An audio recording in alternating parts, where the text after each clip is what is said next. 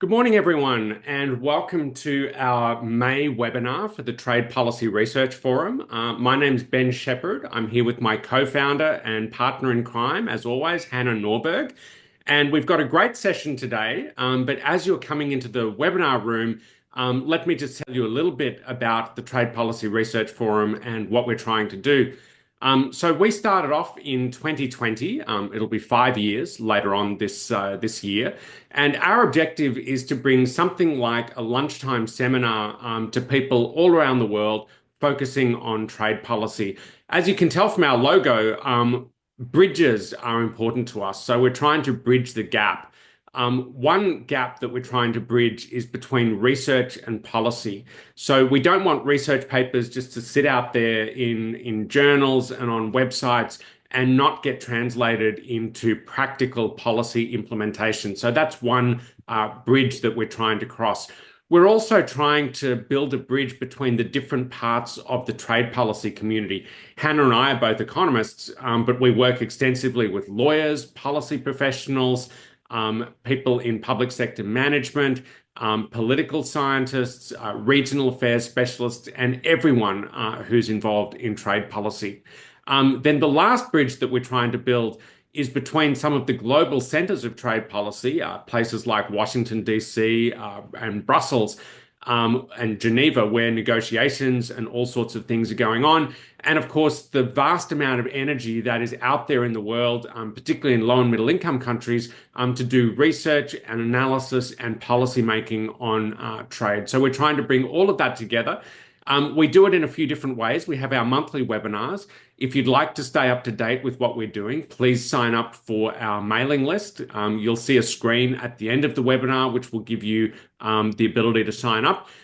That's the easiest way to keep track of what we're doing. We're also active on LinkedIn. We have a LinkedIn group with about 5,000 members now. It's a great place to post a research paper or a blog or something you've written, a Substack or whatever. Get some comments on it, and let everyone know what you're doing. So it's a great place for discussion. And we've got our website where we post links to the videos of these sessions in case you'd like to go back and watch it or watch it asynchronously. And we also, with permission, will post the slides from today's session. So we have a great session today. Let me now hand over to Hannah to introduce the session and our speakers. Excellent. Thank you so much for that, Ben. I'm really excited about this webinar today, the opportunities for India and ASEAN. I can't think of a more timely topic.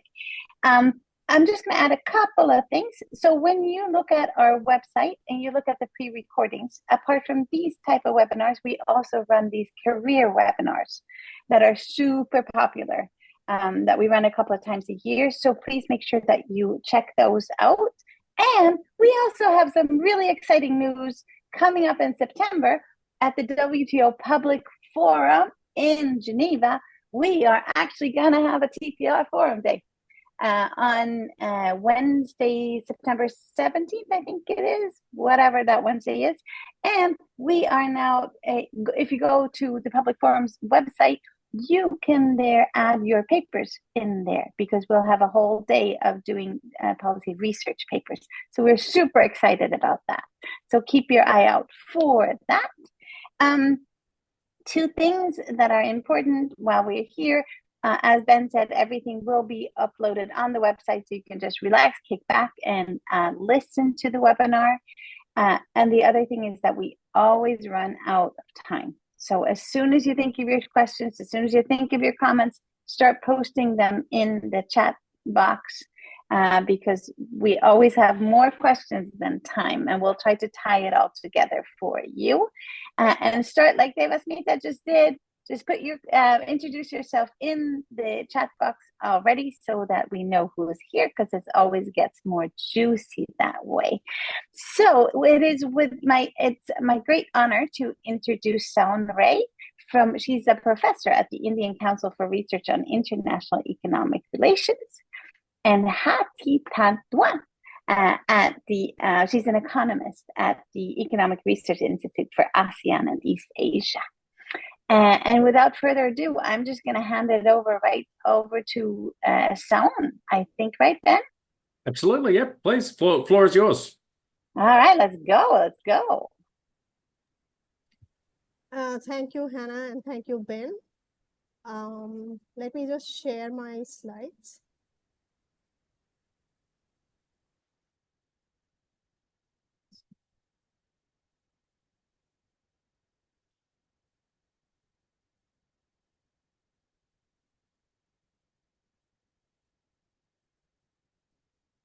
Yeah. Can you see it? Yep, we can see it.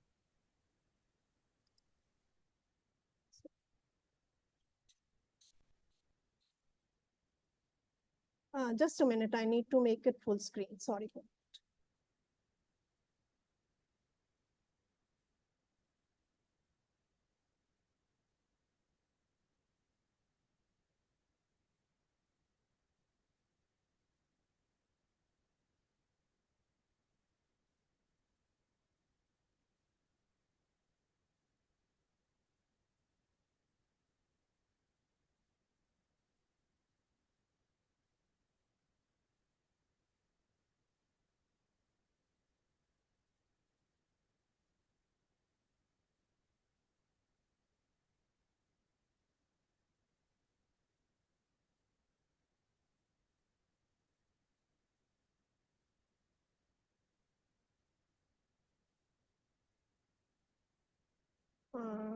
I'm not being able to do that, but anyway, I think we'll go ahead and hopefully you can see everything.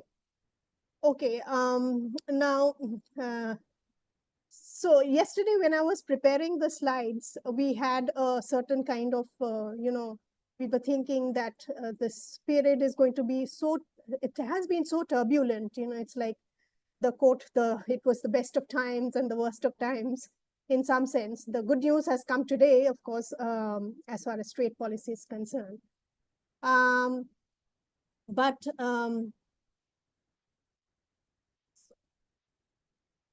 yeah. So this is the overview of the presentation. I'll be briefly talking about the restructuring, how the global order is changing, trade order is changing, and talk about how the restructuring is taking place, and then talk about the regional value chains and the strategic decoupling that could happen. Talk briefly about the India-ASEAN trade and the empirical exercise. I've tried to keep the empirical part to a minimum and basically talk a lot about the policy implications and the way forward as we navigate this space. So the world of trade has been shaken by Trump too, of course, and all of us are familiar with what has happened. Baseline tariffs on all countries of 10%, reciprocal tariffs announced on April 2nd, 2025, the Liberation Day tariffs. All of this has caused a lot of disruptions, a lot of uncertainties. But what we have realized from COVID is that trade actually takes place through value chains, and these disruptions basically means that value chains get disrupted. And what we need to see from all of this is that how will the value chains get restructured? Will regional value chains become more important? Will this lead to some rising recessionary risk in the US or in other countries? And what kind of rebalancing will all of this play out? Of course, the most important thing is that there is an urgent need for policy clarity and multinational coordination. And we hope later in the year, maybe we'll have more of that. Again, some of this has become redundant today, perhaps, at least the IEPA tariffs.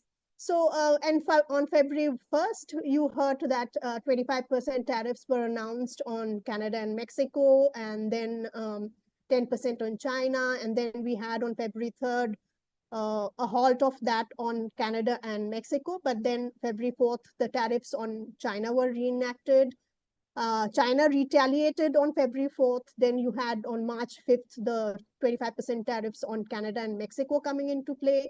March 12th, the tariff on autos and parts and steel and aluminum, the Section 232 tariffs. And then, of course, you had the April 2nd announcement and the reciprocal tariffs announced as part of the IEPA, which in a court judgment today in the US has been deemed as unlawful. Of course, after that, what happened is the 90-day pause for all countries except China on April 9th, and then on May 14th, first on May 12th, a 90-day pause for China as well, and then on May 14th, both US and China agreed to reduce the tariffs on each other, and for that 90-day period.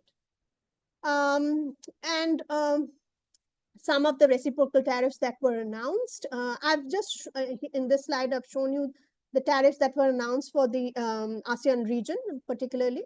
So India, in fact, was one of the countries which had a seemingly lower tariff of only 26%, but some of the other countries like Cambodia had 49%, Laos 48%, very hard hit for that matter. Vietnam 46%, very, very important. And this slide on the graph on the right, you can see that this is from UNCTAD, basically what kind of impact this will have on the least developed, landlocked, and small island countries. You can see that the vulnerable countries, in fact, are going to be really very badly hit if the tariffs come into effect. But all of this then points out to the importance of resilience of supply chains, and we saw this also from the time of COVID, because and what resilience really requires is that it highlights the importance of the structure of these supply chains and what international cooperation basically, and with strong relations with allies. And so how can we build that? That is the question that we will be talking about in the rest of the presentation. So I'll be talking about the regional value chains and what they mean, at least for the for India and ASEAN. As you all know, regional value integration basically refers to the process by which within a specific geographical region, countries can collaborate and specialize in different parts of the process. It's similar to a GVC, but it is located within a region. And though the GVC literature is quite evolved, the literature on regional value chains is still nascent in some sense, because there have been some studies, but they have mostly looked at South-South trade. And it works in the same fashion as global value chains, but the empirical studies on the evolution and dynamics of regional value chains are few. And this is a phenomena which is not well understood or well researched. So very interesting topic for research. So coming to the India-ASEAN part of the story, ASEAN is the 5th largest group in the world with about 680 billion. India, as you know, is one of the most populous countries in the world. The ASEAN region contributes significantly to global value chains of international exports and imports, and 90% of these flows are concentrated in 10 countries. The ASEAN region is, of course, one of the most resilient countries in the world, because just after COVID, the bounce back from the COVID period was actually led by the ASEAN region and China. And this region has become very important in terms of semiconductors and other kinds of products, like even things like Nike and smartphones like Samsung, etc. India and ASEAN have a trade agreement, and in fact, in the period that we are talking about, India and ASEAN countries have increased the localization of their production and integration in their region. And part of it is, of course, India's Look East policies and Act East policies, which has led to greater emphasis on strategic ties within the ASEAN region. But after the agreement in the FTA came into place, it has been noted that the imports from ASEAN in India has risen faster than its export to the region.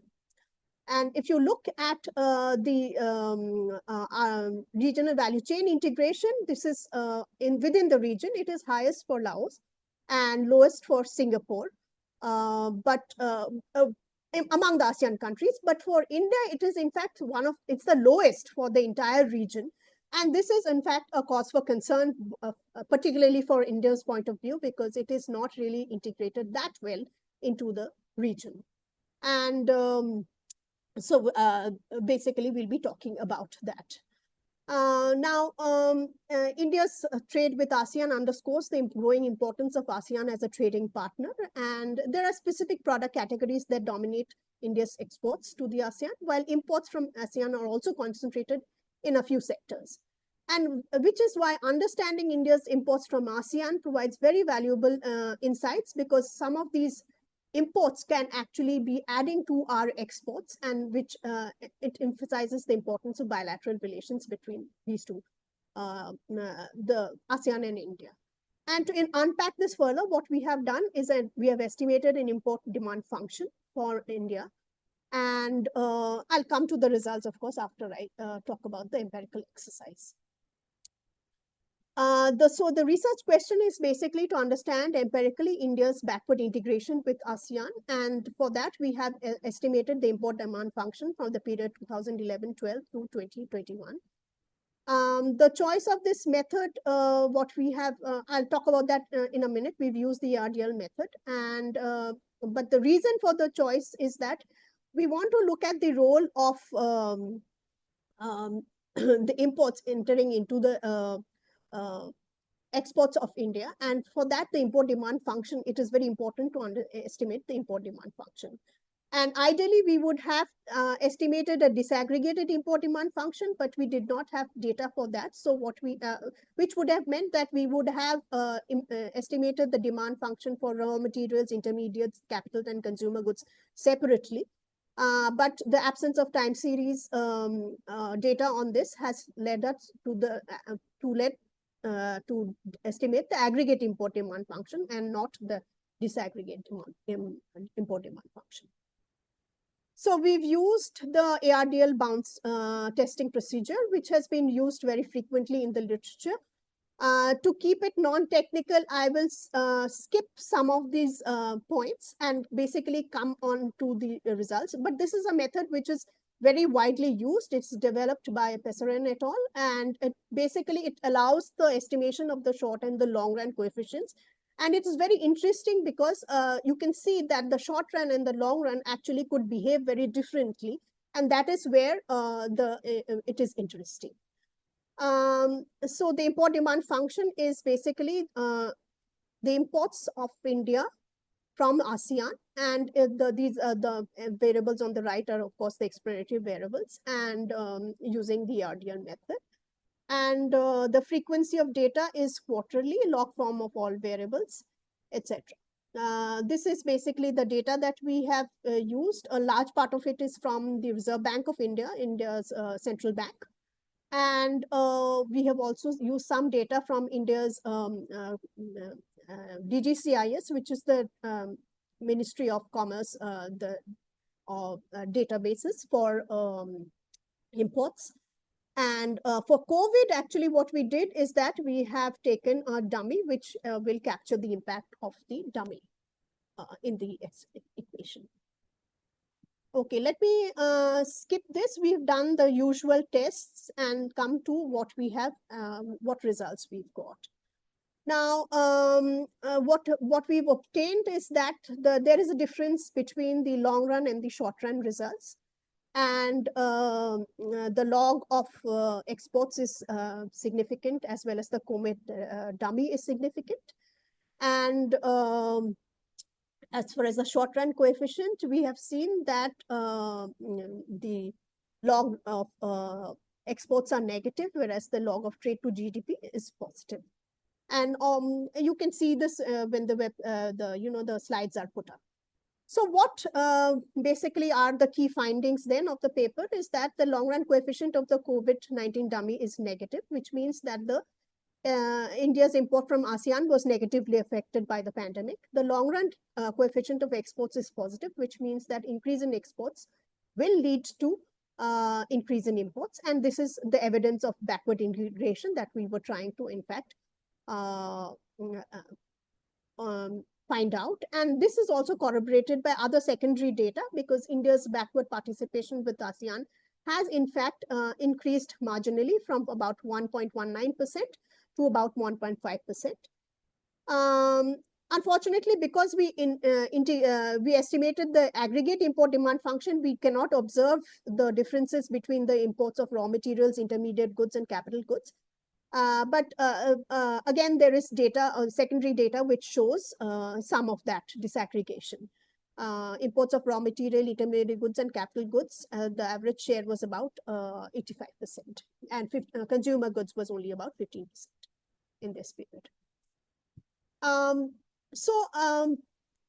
come back to this slide, in fact, later. But the main conclusion from the paper is that regional value chain integration is very important. And in fact, when there are disruptions like as we witnessed in the COVID-19 period, or the kind of disruptions that we are seeing now, regional value chains can actually play a very important role. And then I'll come to the the other part of the paper, which is, this is not there in the paper, but observing what is happening around us, the Trump tariffs, etc. What can we talk, infer from that?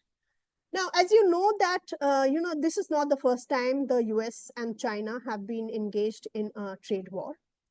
During President Trump's first term, there was also, in 2018, there was a trade war. And of course, it was, solar panels, washing machines, steel and aluminum tariffs, and all of that. The reason why I have put this up is that India, in fact, at that time, there were certain tariffs that were levied against India. And India, in fact, at that time had submitted a list of 29 products to WTO, for which they had requested that they wanted to suspend concessions to counter the US decision. Now, again, so the thing is that what can this, how can this play out? Now, UNCTAD, when on April 2nd or 3rd, I think they came out with this map when it was announced that reciprocal tariffs would actually be of a certain kind, that it came out with this map which showed that countries with, which are the countries and how are they going to be impacted in what way. So countries with trade surpluses or with high tariffs were the ones which would likely to be most impacted. And this is basically the areas in red that you can see. And only the areas which would have no significant trade surplus with the US or similar tariffs are the ones in blue. And you can see that there is very few countries which are like that, maybe Australia and a few countries in South America, a few countries in Europe, etc. But the rest of it is actually going to be all impacted. And then we heard on April 2nd what the reciprocal tariffs would be. Now, in the likely scenario that some of these reciprocal tariffs which have been announced, they do go forward. This was a sort of a schema that I had done, just taking Canada, that, what happens if countries retaliate or don't retaliate, and what would be the outcome? If all countries retaliate, if the US reciprocal tariffs go through and then all countries retaliate, you would have a very chaotic situation and basically a breakdown of the multilateral trading system as we know. And there could be 4 such scenarios there. Again, this is really from India's point of view. Basically, all countries retaliate and India retaliates too. Scenario number 1, all countries retaliate and India does not retaliate but lowers tariff. Interesting scenario. The third scenario, all countries work out a trade deal with the US, which means that we could be back to the pre-April 2nd kind of situation. And then there is also a likely scenario that some countries work out a deal with the US, but other countries do not. And of course, this is on the assumption that reciprocal tariffs are implemented. But if the reciprocal tariffs, of course, are not implemented, none of this will hold true. In the meantime, we've heard some of these deals also coming through. India and US, for example, have exchanged a list of things for which they want specific concessions. And some of these items have been mentioned. For example, the US wants concessions in electric vehicles, telecommunication equipment, medical devices, etc. And India has sought tariff exemptions in gems and jewelry, which is in fact one of the items which is highest on our list of exports to the US.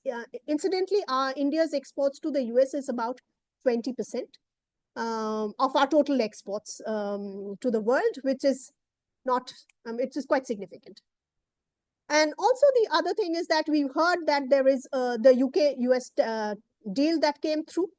Of course, and it's for which certain tariffs were reduced between these two countries. Rolls-Royce engine and plane parts, and tariffs on steel and aluminum were slashed, and the US agreed to reduce NTBs imposed on US imports. The UK. If the US and China also, in fact, have if they have a deal, that's apart from tariff, the things that they could be talking about are, of course, things like IPR and market access, and of course, China's industrial subsidies, which is a very long-standing point of contention between the two countries. So in light of all of this, what should be the approach for a country pursuing a free trade agreement or a deal? Again, this is really from the Indian point of view, and I'll leave it to her to comment on the ASEAN point of view. What we haven't done is we haven't really taken a value chain approach to agreements, which has meant that in some cases we've had these inversions of duties. Basically, the intermediate goods are taxed higher than your final goods, which is, of course, it really doesn't help. And the RTAs that India should pursue in the future should also help its goal of providing more labor-intensive manufacturing, because it is very critical for employment. And we do need to seek FDI in manufacturing, because most of the FDI that is coming into the country is actually really going into the services sector. Just to conclude, basically, we are living in a very turbulent and uncertain world. It's not only the trade war that is there, but of course, before that, we had COVID, and then we have the disruption of the supply chains, also because of the wars, the Russian war with Ukraine. But all of this has actually pointed to the fact that regional value chains is something that we should be looking at more carefully, and they can help in regional integration, and they can actually build resilience in supply chains. And it has also meant that, we need to redraw some of the global alliances, and that is happening as we speak, because various kinds of countries are now, who were not trading earlier or were not thinking of forming alliances earlier, are now coming together. And of course, we have other kinds of disruption, Industry 4.0 or technological disruptions also happening.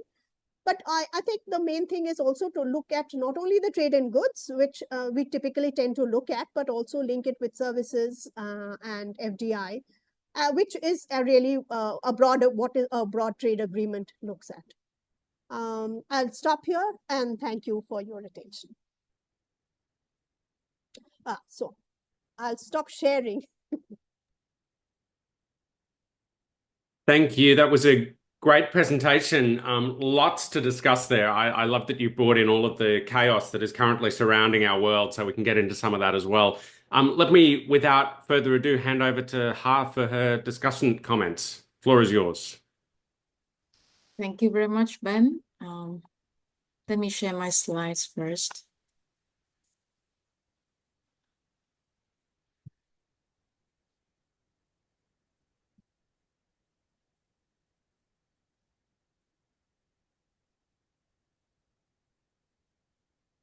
Can you see my slides now? Yep. So thank you very much again for the invitation. It's always a pleasure to join this very interesting research forum, where we see a great combination of academic research and interesting policy implications. So my name is Ha Doan. I'm an economist at the Economic Research Institute for ASEAN and East Asia. It's a pleasure to discuss this very interesting paper, given, and it's always relevant given how big and the potential of trade and collaboration that India and ASEAN has. But if we put this into the current context of all this rising geopolitical tension and the strengthening of ASEAN-India relationship, then it becomes even more relevant. Just in 2022, the ASEAN and India upgraded their relationship to comprehensive strategic partnership.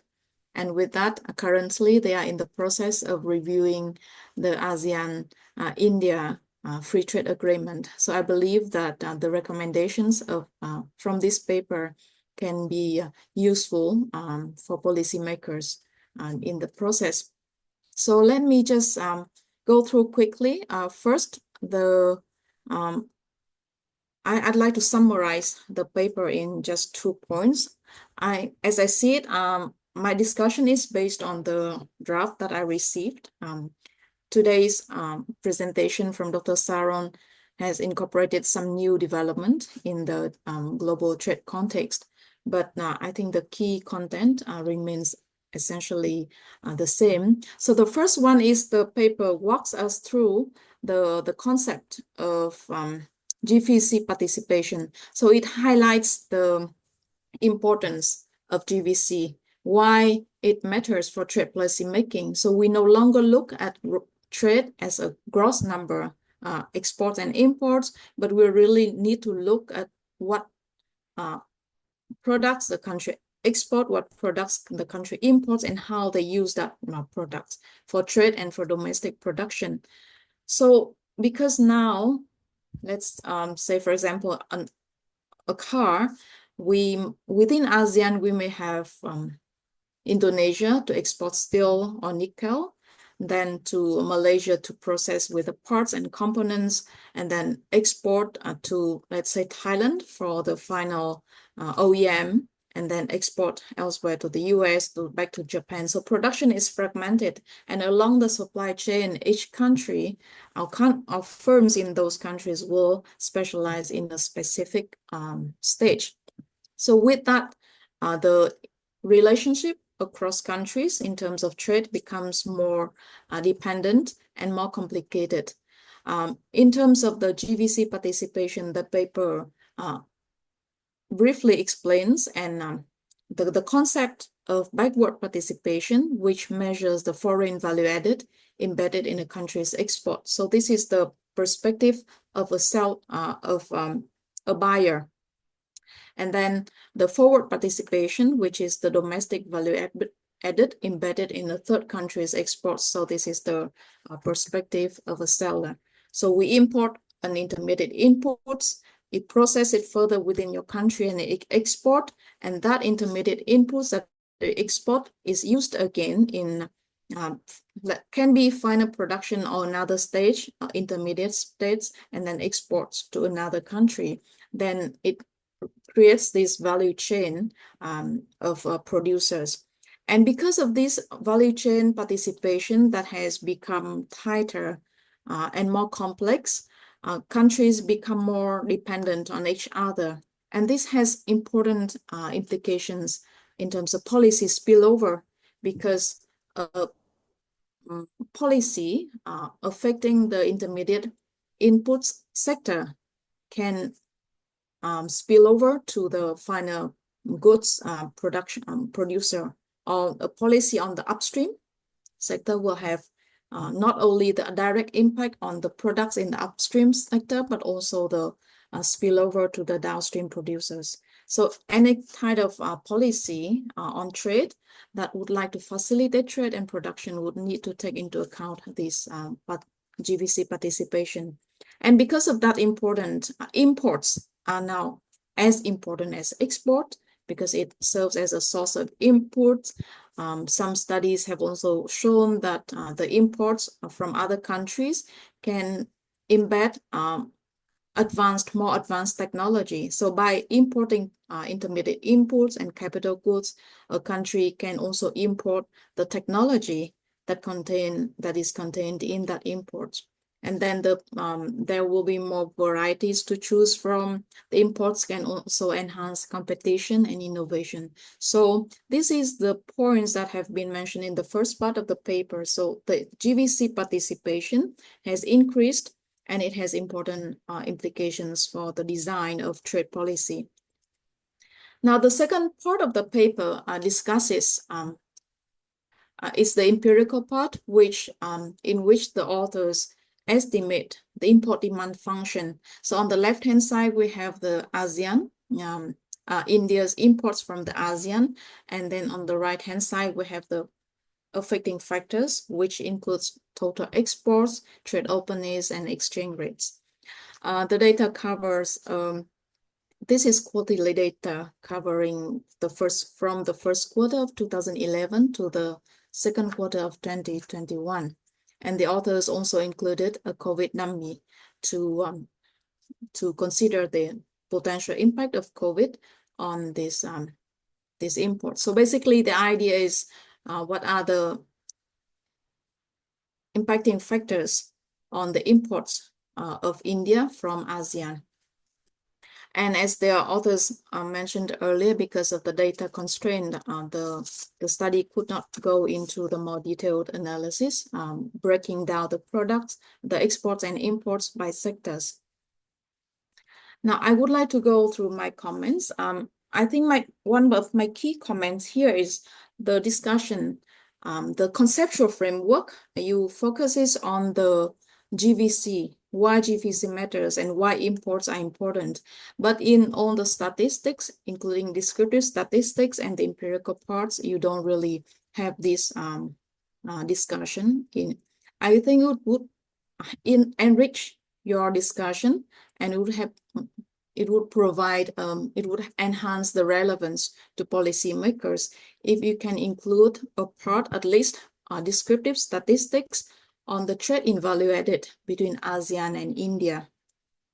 For the trade in value added, we can look at two groups of statistics. The first one is the GVC participation, which can be computed from the inter-country input-output table, such those provided by the OECD or by the ERIA by UNCTAD. That has the disadvantage of being a bit broad, because usually it would be at the maybe 30 to 40 sectors only, but at least it can provide you with a broad picture of where the country is situated in the value chain by at least ICRIER two-digit sector. And then to complement that, data from UN Comtrade can also be discussed. And for that, we can have the broad economic classification where you can put it into, you can match it with the HS to identify whether this product is intermediate or final goods. And on the UN Comtrade, there are also some databases that has already pre-classified some specific value chains, such as on automotive, which is also a big sector in India, or textile. So maybe you may want to look at that. And it would be very helpful to show this time trend, so we see if there's any change in the dynamics of the trade in value added, as well as the composition of product, sector, or by partner.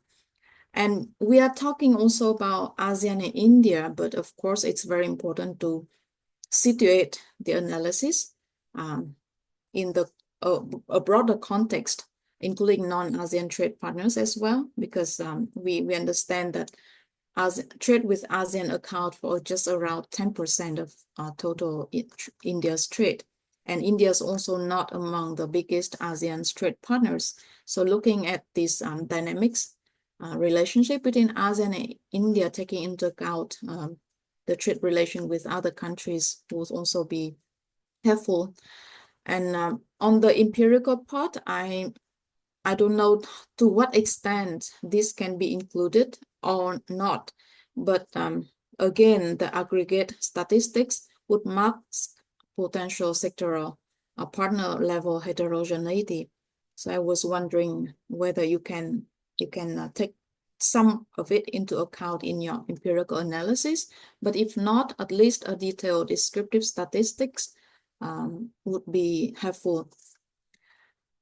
So actually, last year, my research institute, ERIA, did a study entitled GVC Mapping for ASEAN and India Trade Prospects in the Current Economy and Goods for the Future.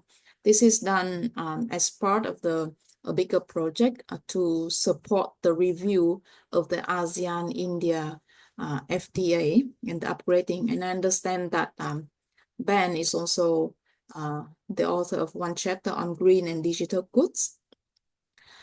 So on this, you will see that on actually what I just borrow some figures. There are many from these studies, but I just copy some relevant ones just to show that we see in general both backward and forward participation in India is relatively slow, but we do see if we look at different sectors, there are some differences in the trends. And similarly, in both service and manufacturing, we see some differences in the trends. So that would be interesting if you can zoom in and see whether there can be some sectors of like potential collaboration or development in trade with ASEAN compared to other sectors. Also, okay. Also in the report, there are some aggregate forward and backward participation statistics with ASEAN. And we also see that overall it's quite small, just around 2 to 4% for forward participation and around 1 to 2% ASEAN as a whole in the backward participation, showing that the engagement between ASEAN and India in terms of GVC participation is still very much limited. But then again, we see that there are some countries that deviate from the general trend.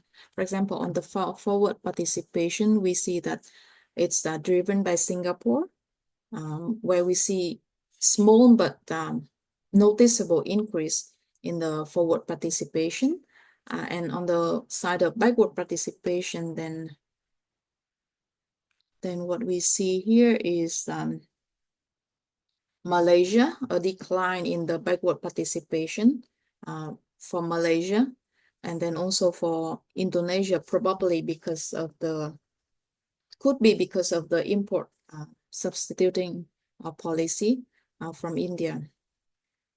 So yeah, just to illustrate that, if we zoom into the country and product level and sectoral level, we would observe more heterogeneity and would be more helpful, more informative for policymakers. Then my second comment is on the policy discussion that I wish to see a bit in-depth discussion in your paper. So you just mentioned by now, but I didn't see it in the draft that I received. So let's focus a bit more on ASEAN in India. So we start from the big picture, which you have mentioned about Trump 1.0, 2.0, and then India and China. But let's now zoom a bit more into ASEAN and India. So as I mentioned earlier, ASEAN and India are in the process of upgrading the FTA. So because you are discussing about GVC, I think it would be also interesting to see the tariffs on intermediate inputs between these two, whether there's any improvement in the sense that it has been reduced or there's further room for reduction or how it could be addressed. And then one important topic that is being discussed in the review and upgrading process of the FTA now is the non-tariff measures. And within that, there's also the discussion about new industrial policies. So these two are closely related. They do not fully overlap, but yeah, they are closely related. And then a discussion on current region and global landscape you have just mentioned, but maybe a bit more. Also, particularly on some emerging trend. such as policy to focus on strategic sector development, and policies on climate change and sustainability, and then policies on digitalization, how it could affect also ASEAN and India's trade relationship. My third comment is on the technical part of your analysis. You include a COVID dummy, but your data stops at the second quarter of 2021.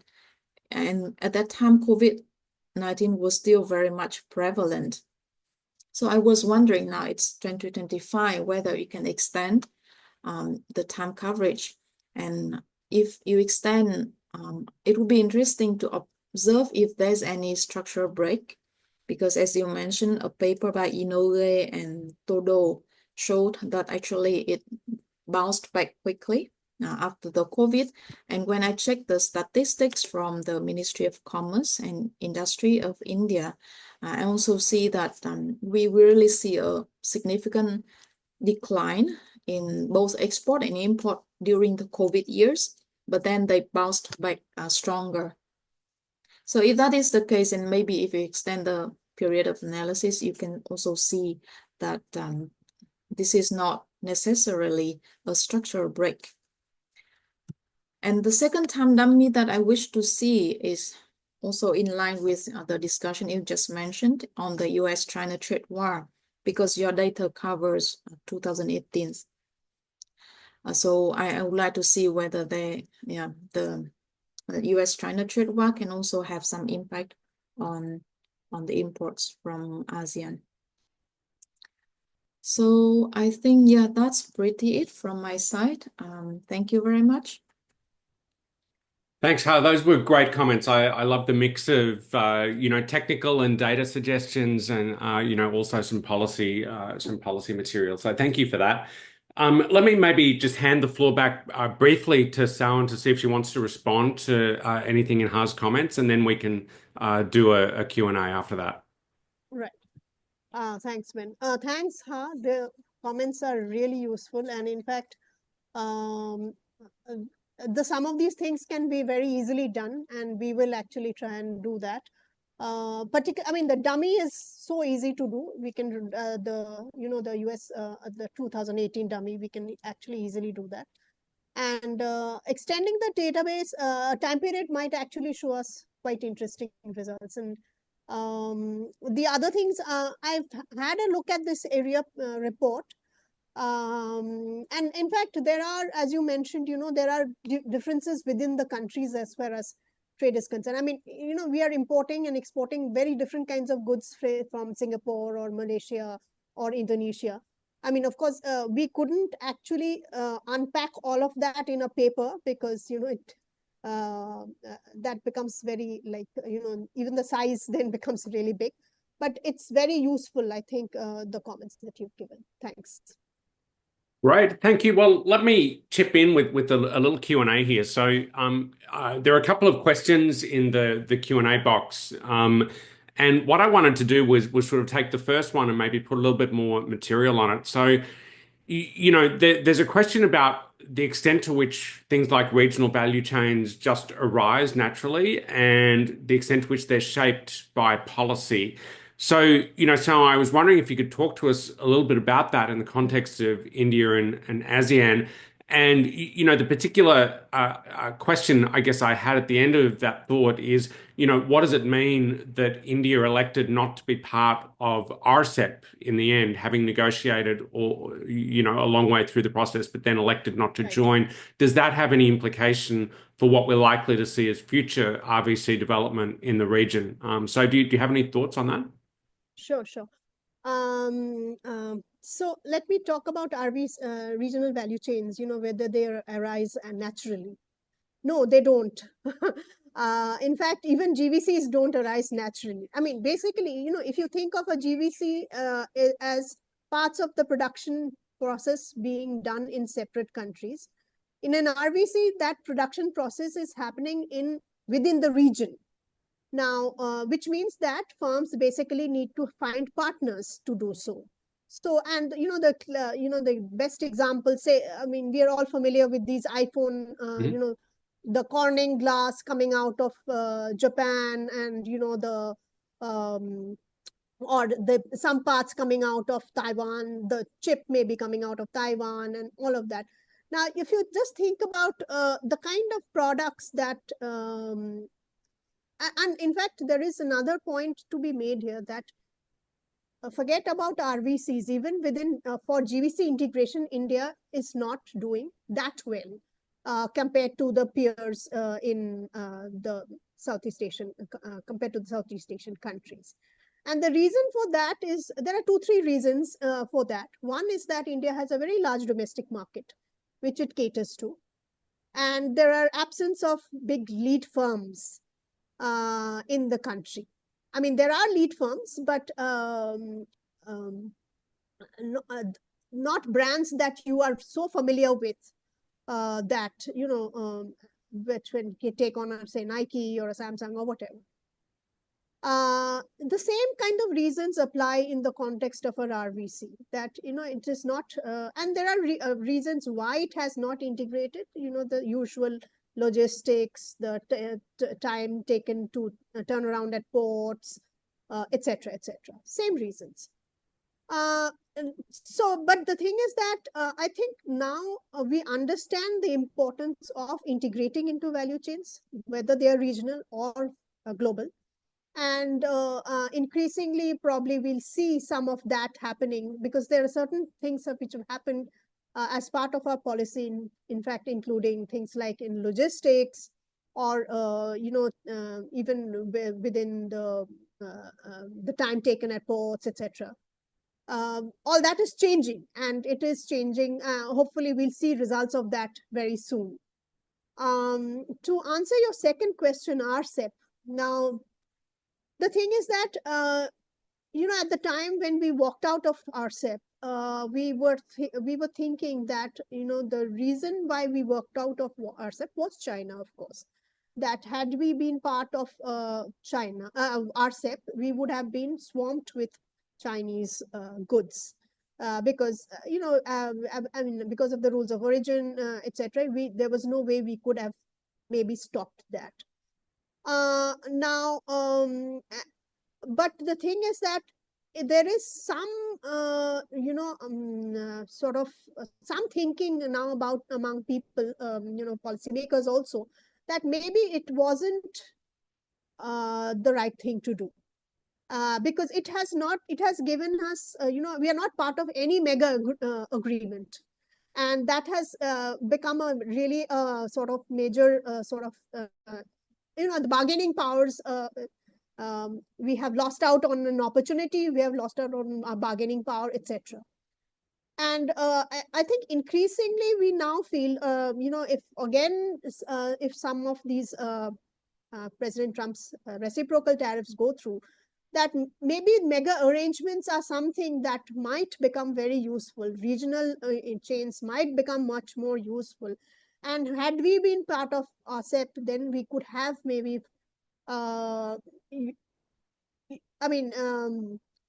maybe we could then handle the situation better. But then I think all countries are now trying to grapple with the fact that how should they handle this situation. But yeah, probably it would have given us some more leeway on leverage. And definitely we've missed out on that.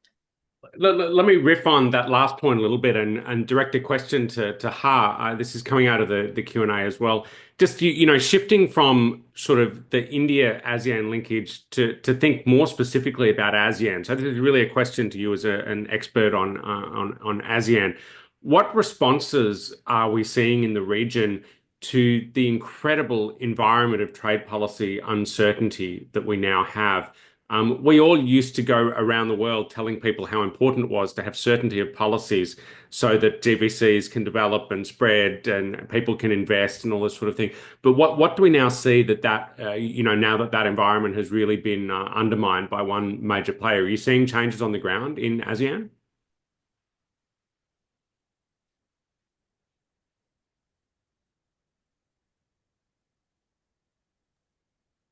Thank you. Can you hear me? Yes. Yeah, I think that so obviously for ASEAN, I would see it as a wake-up call because we have been discussing about this strengthening and yeah, enhancing intra-ASEAN trade and strengthening GVC and facilitating accelerate trade facilitation. But ASEAN, in addition to the regional integration, individual countries have also pursued bilateral agreements with a lot of countries. So to some extent, ASEAN remains one of the important intra-ASEAN trade still remains important to countries, but then outside of ASEAN, it's also very important partners. So that could somehow leads to a kind of lack of integration, strong regional commitments to some extent. But given this rising uncertainty, then this is really a wake-up call for ASEAN countries to work closer and really to focus and to discuss effectively how to build a regional value chain. In addition to the political interest, different national political interests. One thing with ASEAN countries in building the regional value chain is partly because the countries have quite similar competitive advantage.